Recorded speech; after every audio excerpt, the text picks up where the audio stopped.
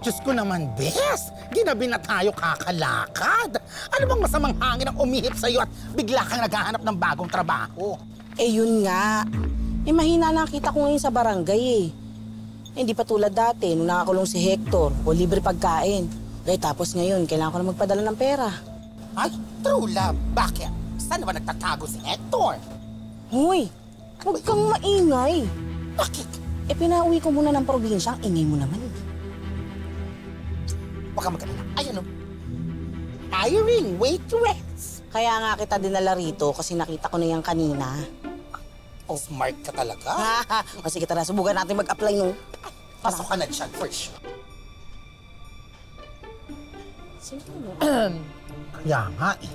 Ma'am, kakain ho ba kayo? No, magsa-Chinese garter. Oo. Ay, ano ka ba?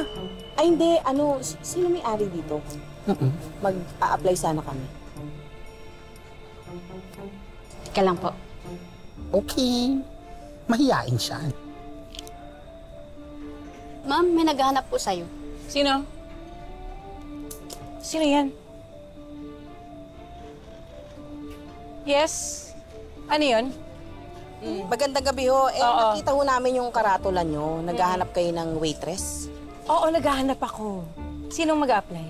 The perfect candidate. Ako sana. Ikaw?